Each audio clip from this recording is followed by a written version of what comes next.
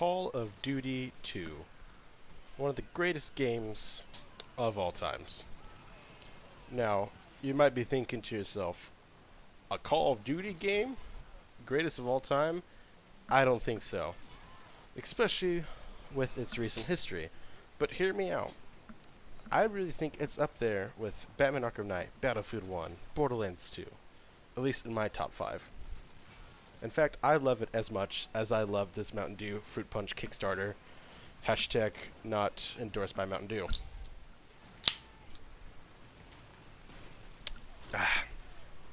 But, Call of Duty 2. Why I love it so. I may be a little partial to it. I think maybe that's because for 2 years, all I had was Call of Duty 2. And I'm not talking, I had Xbox Live and Call of Duty 2.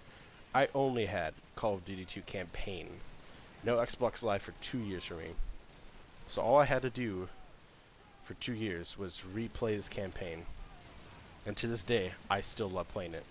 And I think that speaks wonders for how much this game means to me and how amazing I think it is. And by gameplay, you might not see as amazing, but bear in mind, first time playing it for a couple months, and I was trying to get just good footage, so I played the easiest setting. Hashtag Hayden's not good. But ignoring the fact that sometimes the AI doesn't shoot at me, it's still an amazing game. And I say for 2 years I only had this. I mean, I had Mario Kart or a Madden game or other stuff, but I played those with my family or my dad, and they weren't an individual experience. It was a family affair. But when I got Call of Duty 2, it was the first time I realized that video games can be entertaining for an individual. A person by themselves sitting on the couch can have fun with the video game. I always thought it was, Mario Kart isn't fun by myself. It's a lot more fun when I can shoot the blue turtle at someone. But I learned through Call of Duty 2 that I could have fun shooting, maybe stupid little hats as you see here in this mission. Or, throwing freaking potatoes can be as fun as shooting a blue turtle at my sister. And that's what I started my love for video games through Call of Duty 2. And sure, a huge part of that was the potato gameplay, but it's hard to put into words how much I like it. I literally have what I'm supposed to say in front of my eyes, but I just lose my train of thought because I love this game so much.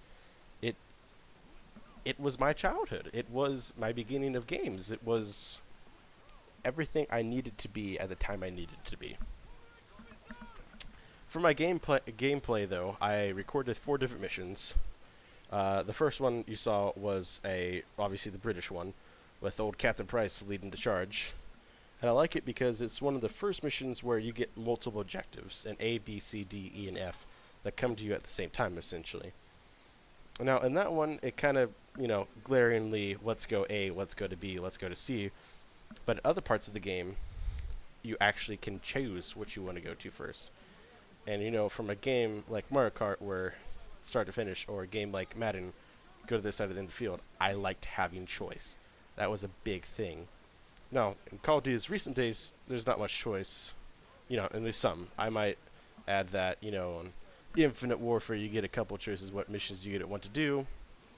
Or, Black Ops 2, the differing campaign. But essentially, this is the first time in a Call of Duty game, like, whoa, multiple objectives, I can do what I want.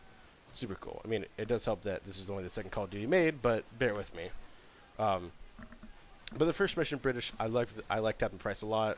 Super cool. And when he came back into Modern Warfare 4, I mean, obviously maybe not the same guy, but come on.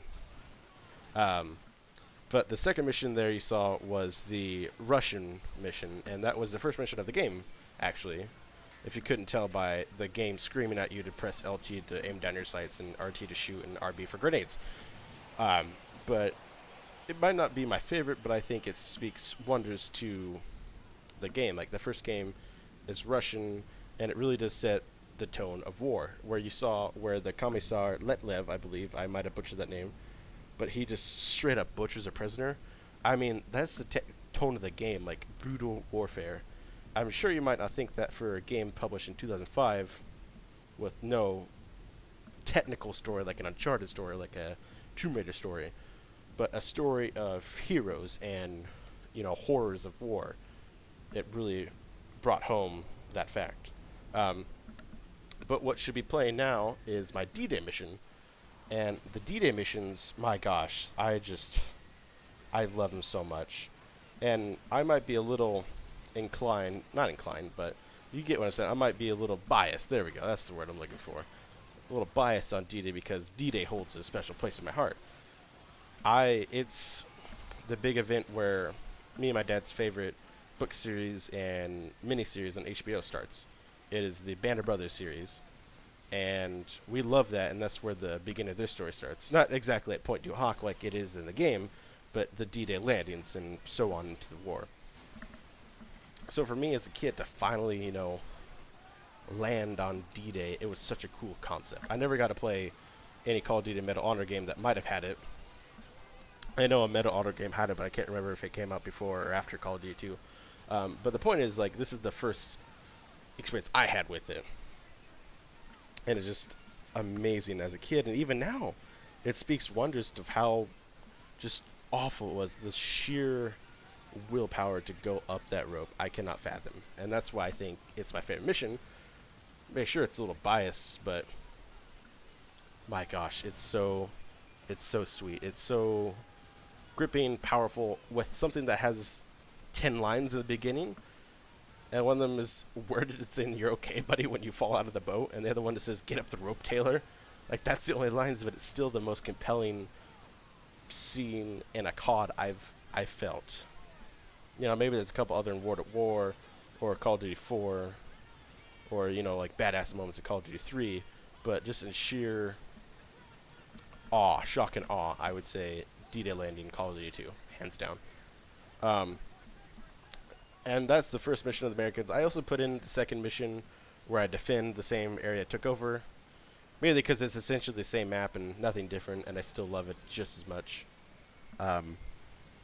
But God, I just love it. I can speak for days about it. But what I can go into depth was, as a kid, this was so much better than it is now, mainly due to the fact that as a kid, when I was playing it, I was scared shitless of the tanks.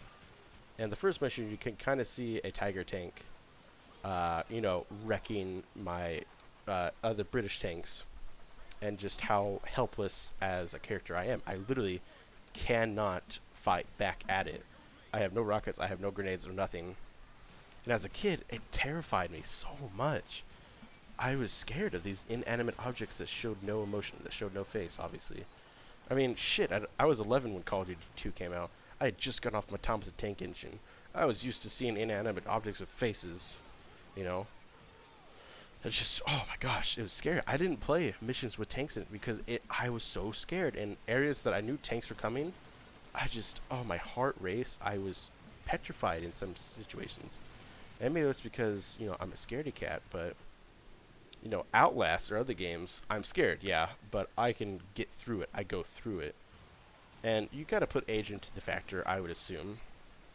But at the same time, oh my gosh, it's so scary.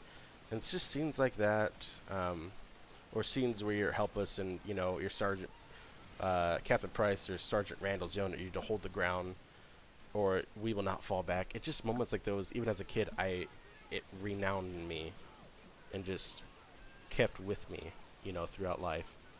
Not in terms of like, oh my gosh, every day I'm yelling, don't lose your ground, or don't retreat, or stuff like that. But just the sheer mentality they had, if they can handle, because I mean, as much as you think it is a video game, the Point Du Hoc, going back to the edge of Point Du Hoc, actually happened, and thinking that they had the mentality of, there is nothing going back. It kind of makes it a little bit easier to go to accounting, But Call of Duty 2 it has a special place in my heart, and it always will. I mean, it was the only thing I played for years. You know, I played Call of Duty 2 after my 2 years when I got into... Because I played Call of Duty 2 for a year. I liked it. The second year, I was like, I need to play more video games. I need to get Call of Duty 3, which had been out. And, you know, Call of Duty 4 rumors were already going around. And I was hooked. From that day on, I was hooked. But Call of Duty 2, 10 out of 10 would recommend. One of my favorite games. I really feel like I don't have to sing my praise for it, but you know, in a generation of COD games where you're flying every fucking which way, I think it's good to once in a while to go back to the good old boots on the ground. Thanks for watching. I'll see you next time.